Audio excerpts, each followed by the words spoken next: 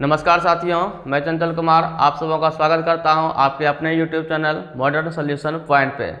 आप सभी को नववर्ष की ढेर सारी शुभकामनाएं। आप सभी बच्चे बेहतर तरह से हैप्पी न्यू ईयर को सेलिब्रेट किए होंगे।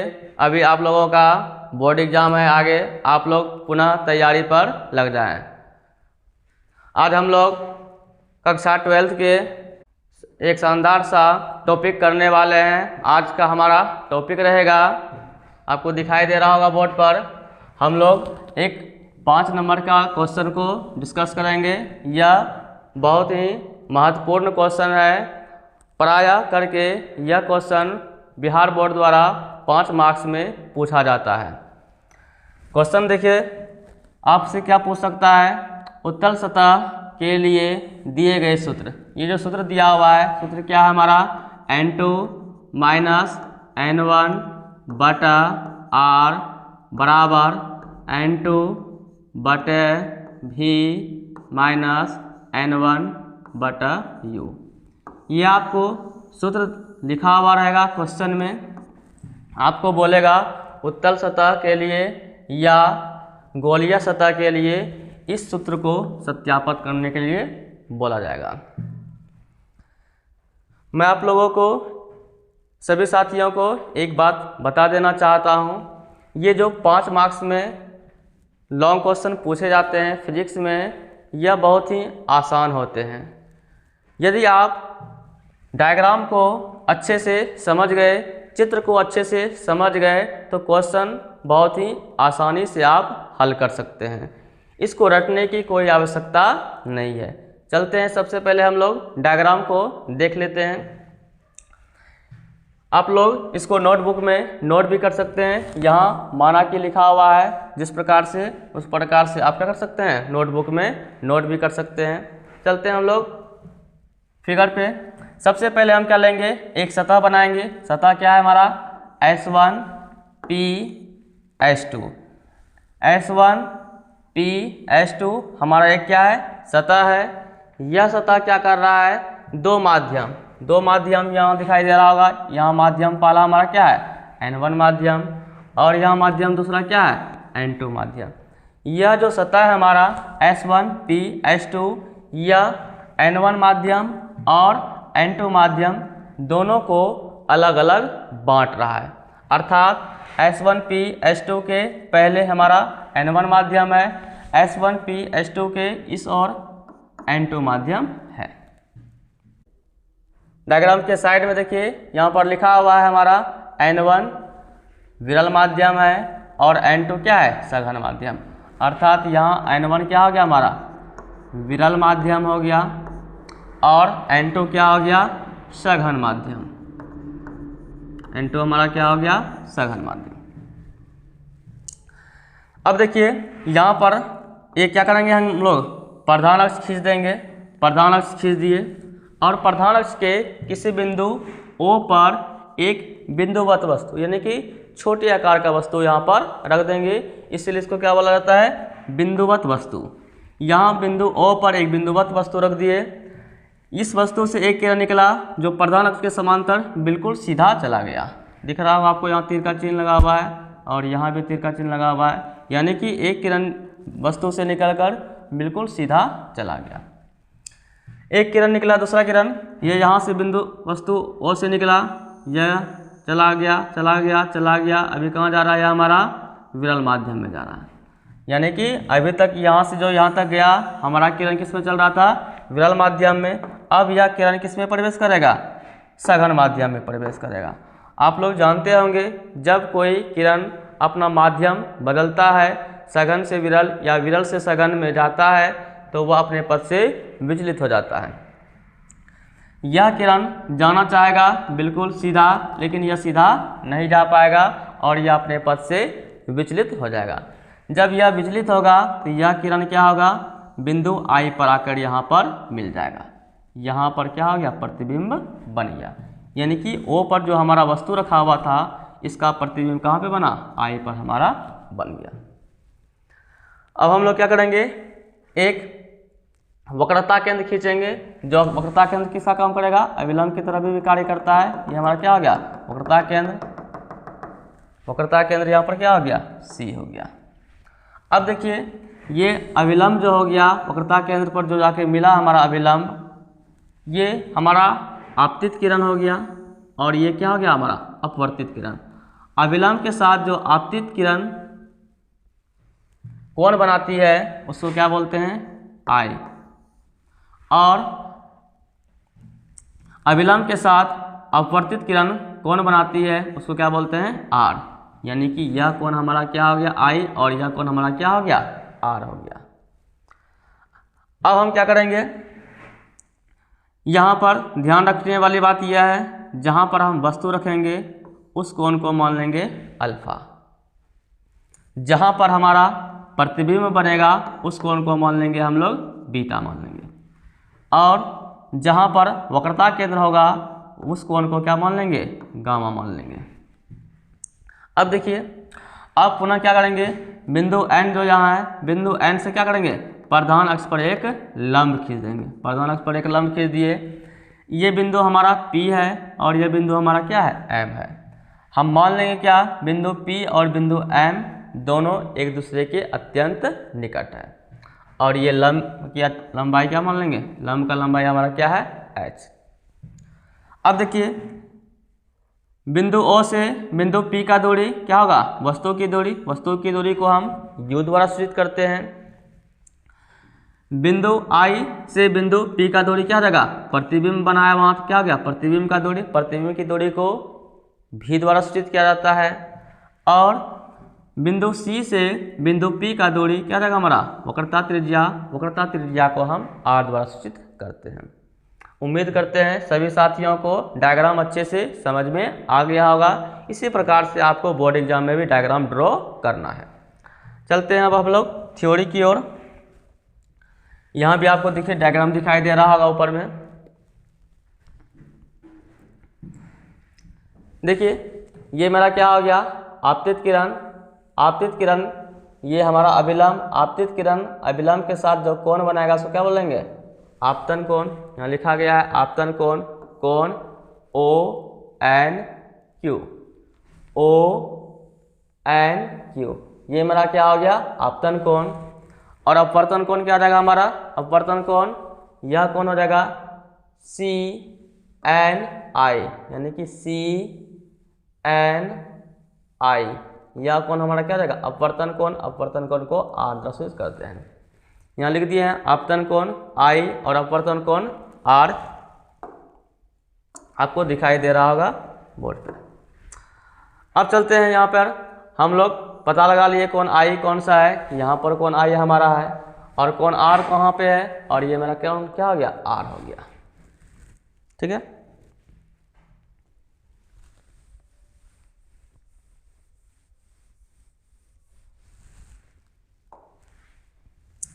अब हम लोग क्या करेंगे, स्नेल का नियम लगाएंगे। स्नेल का नियम हमको पता है क्या होता है। स्नेल का नियम क्या होता है हमारा, स्नेल का नियम क्या होता है, म्यू बराबर क्या होता है, साइन I बटे साइन R। यही मेरा क्या होता है, स्नेल का नियम। यहाँ स्नेल का नियम लगा दिए। म्यू के स्थान पर यहाँ पर क्या माने हैं, n, यानी कि यहाँ अपवर्तनांक का क्या माने हैं हम लोग, अपवर्तनांक को n मानकर चल रहे हैं। आप म्यू मान के भी चलिएगा, कोई दिक्कत वाली बात नहीं है। तो यहाँ क्या हो गया, अपवर्तनांक को हम n माने हैं, क्या हो गया, n बराबर साइन I बटा क्या हो गया, साइन R। यहाँ आपको दिखाई दे रहा होगा, यहाँ पर लिखा हुआ है 1 और यहाँ पर लिखा हुआ है 2। यहाँ 1 और यहाँ 2 इसलिए लिखा हुआ है क्योंकि हमारा किरण जो है, किरण μ1 यानी कि n1, μ2 यानी कि n2, n1 माध्यम से किरण n2 माध्यम में प्रवेश कर रहा है। इसीलिए यहाँ पर क्या लिख दिए हैं, 1 और यहाँ पर क्या लिखा हुआ है, 2। क्या हो गया, 1n2 बराबर साइन I बटा साइन R। इसको हम ब्रेक करने के लिए जानते हैं, जो पहले रहता है उसको हम नीचे लिख देते हैं, जो बाद में रहता है उसको क्या लिख देते हैं, पहले। इसको हम जब ब्रेक करेंगे तो क्या लिख देंगे, n2 बटा n1 बराबर साइन I बटा साइन R। अब इसको हम लोग क्या करेंगे, क्रॉस मल्टीप्लिकेशन, कोना कोनी क्या करेंगे, गुना करेंगे। कोना कोनी गुना करेंगे। अब यहाँ पर एक चीज़ और है, ध्यान देने वाली बात है, यहाँ मान लेंगे क्या, यदि कोण I और कोण R मेरा क्या है, अत्यंत छोटा है। यदि कोई कोण अत्यंत छोटा होता है तो क्या होता है, sine I tends to I और sine R tends to R, यानी कि साइन I के स्थान पर हम I लिख सकते हैं, साइन R के स्थान पर केवल R लिख सकते हैं। वही यहाँ पर किया गया है। यहाँ पर क्या करेंगे, कोणों को गुणा कर देंगे और साइन I के स्थान पर केवल क्या लिखेंगे हम लोग, I, और साइन R के स्थान पर केवल क्या लिखेंगे, केवल R हम लोग लिख देंगे। जब इसको हम कोना कोनी क्या करेंगे, गुना करेंगे तो क्या देगा, N1 इंटू I क्या हो गया, N1 इंटू I बराबर N2 इंटू R क्या हो गया, N2 इंटू R। इसको हम लोग क्या करेंगे, समीकरण नंबर 1 मान लेंगे। आपको यहाँ पर समीकरण नंबर 1 में दिखाई दे रहा होगा, यहाँ पर दो एंगल आया है, एंगल I है और एंगल R है। हमको क्या करना होगा, एंगल I का मान और एंगल R का मान निकालना होगा। आपको दिखाई दे रहा होगा एंगल I हमारा यहाँ पे है, इसका मान हम कैसे निकालेंगे, इसका मान निकालने के लिए एक त्रिभुज लेंगे, कौन सा, त्रिभुज ONC। आपको त्रिभुज दिखाई दे रहा होगा डायग्राम में, ONC ये त्रिभुज है। इस त्रिभुज में आपको दिखाई दे रहा होगा एंगल I जो है, कोण I जो है मेरा क्या है, बाहर है। एक आप लोग पढ़े होंगे बहिष्कोण का फॉर्मूला, बहिष्कोण क्या बोलता है, यदि कोई त्रिभुज का बहिष्कोण होता है, इस बहिष्कोण का योग सुदूर के दोनों अंतःकोणों के योग के क्या होता है, बराबर होता है। उसी प्रकार से यहाँ भी ये त्रिभुज जो है ONC में ये मेरा क्या है, बहिष्कोण है, और इसके अंतःकोण कौन सा हो गया, अंतःकोण हमारा अल्फा हो गया, और अंतःकोण यहाँ पर क्या हो गया, गामा। यानी कि I का मान अल्फा और गामा के योग के बराबर होगा, यह बहिष्कोण का प्रॉपर्टी होता है। तो यहाँ लिख दिए I बराबर अल्फा प्लस गामा हो गया हमारा, I का मान निकाल लिए। उसी प्रकार से हम लोग क्या करेंगे, R का भी मान निकाल लेंगे। एंगल R आपको दिखाई दे रहा होगा, एंगल R हमारा यहाँ पे है, एंगल R यहाँ पे है। इसके लिए हम क्या करेंगे, त्रिभुज लेंगे, कौन सा त्रिभुज लेंगे, CNI।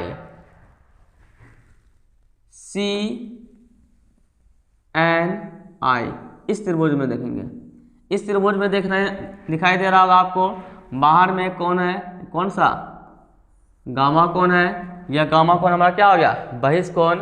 तो गामा कोण का योग जो होगा सुदूर के दोनों अंतःकोणों के योग के क्या हो जाएगा, बराबर हो जाएगा। तो यहाँ से हमारा निकल के आ जाएगा क्या, गामा बराबर R प्लस बीटा, गामा बराबर क्या हो गया, R प्लस बीटा। अब यहाँ से क्या करेंगे, हमको R का मान निकालना है, बीटा को क्या कर देंगे, इधर भेज देंगे, क्या होगा, गामा माइनस बीटा बराबर क्या हो गया, R। तो यहाँ से हमारा निकल के आ जाएगा क्या, R बराबर गामा माइनस बीटा निकल के आ जाएगा। अब देखिए, अभी हम लोग क्या किए, कोण I का मान और कोण R का मान निकाल लिए। कोण I का मान और कोण R का मान निकालने के बाद इसको समीकरण नंबर 1 में रख देंगे। यही लिखा हुआ है यहाँ पर, समीकरण 1 में I तथा R का मान रखने पर। समीकरण 1 हमारा क्या है, N1 इंटू I बराबर N2 इंटू R। I का मान हम लोग निकालें क्या, अल्फा प्लस गामा, I के स्थान पर रख दिए, अल्फा प्लस गामा बराबर N2 इंटू R का मान निकाले हम लोग क्या, गामा माइनस बीटा। तो यहाँ क्या रख दिए, R के स्थान पर गामा माइनस बीटा रख दिए।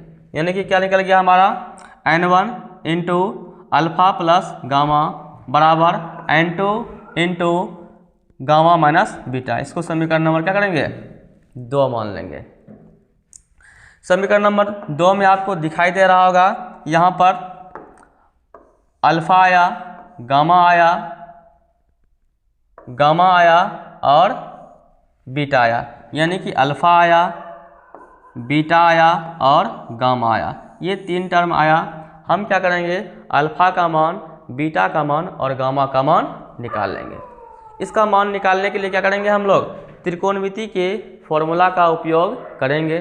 इसके लिए हम क्या करेंगे, बिंदु N से प्रधान अक्ष पर एक लंब डाल देंगे।